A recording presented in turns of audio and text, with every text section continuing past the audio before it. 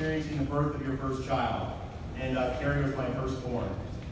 And I was telling someone today, I can remember it honestly like it was yesterday, the feeling of euphoria at her arrival.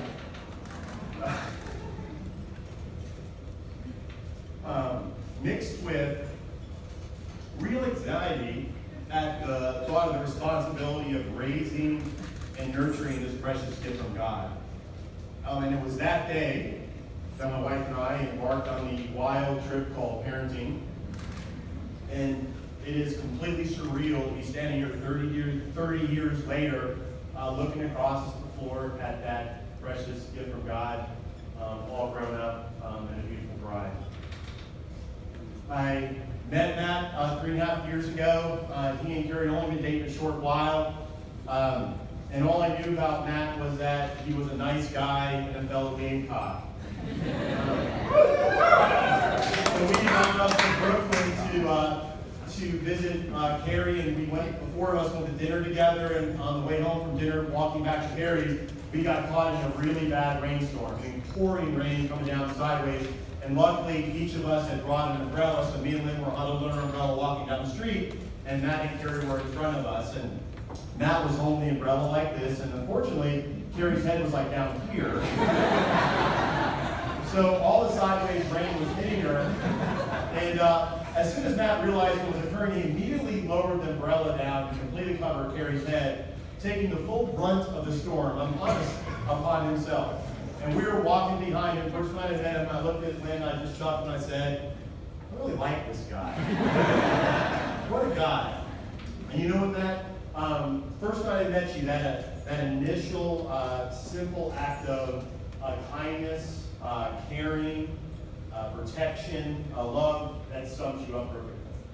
And it was just the first example of many in the way I've seen you treat my daughter since the day I met you. Lynn and I are so excited to welcome you, as along with Carrie's siblings, welcome you to the family. You are exactly what we've been praying for Carrie since that day in the hospital 30 years ago. Carrie is so blessed to have you as her husband and be part of the loving SPAR clan.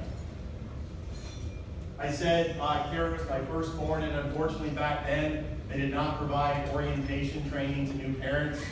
So all of the training that we got on the various levels of childhood was done on the job with Carrie. And we were blessed because Carrie, this is a day full of adjectives. She was an unbelievable kid. She really was. There wasn't a whole lot we had to tell Carrie twice. And in a lot of cases, we didn't have to tell her once. Like, it just got done. Seriously. I should set the landscape for you to a certain extent of Carrie's childhood. When Carrie, 2 months after Carrie turned 7, Lynn and I had the youngest of our 5 children, Joey. So Carrie had just turned 7, and she was the oldest of 5. And back then in my career, I was working a lot of hours and traveling. So you're probably sitting there going, well, how did Tom's wife, Lynn, do that? And I really don't know. But I will tell you, back then, in that day, her second lieutenant in charge was Carrie Schwartz. Now Carrie Farr. Well before her 10th birthday, Carrie was playing a vital role in the Schwartz household, keeping it a smooth operation, helping Lynn keep her siblings in line, as they would agree, in a loving way, and setting a great example as a role model as they all looked up to her. I'm going to be honest with you, there are a few byproducts that come with being the oldest in a large family, like Carrie. And for that time, my sister Jean.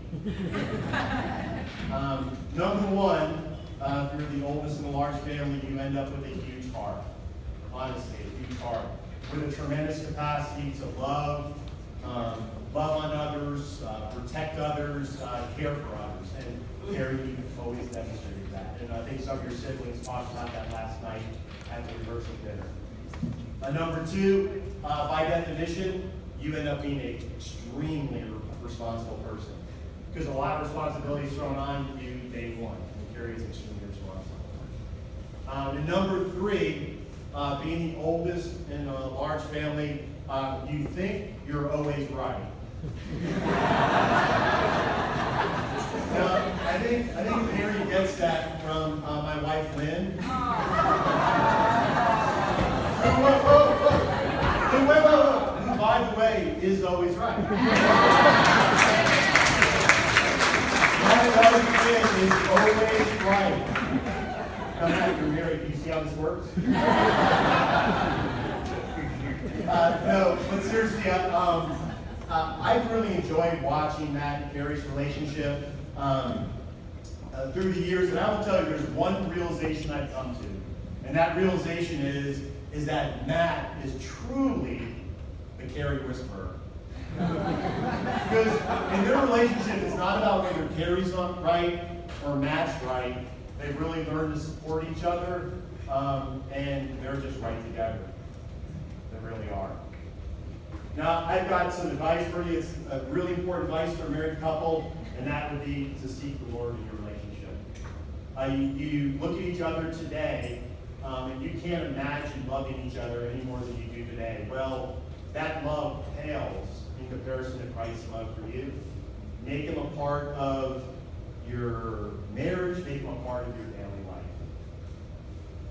And I forgot to bring a glass up with me. Why don't you bring your glasses?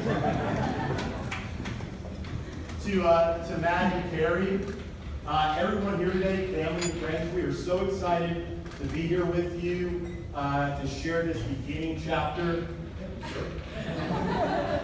He does that for me at home too. Yeah.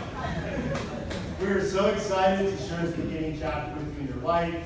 And I would guess everybody in this room is as excited to witness, be with you, support you, and love you through the future chapters as far as we like together.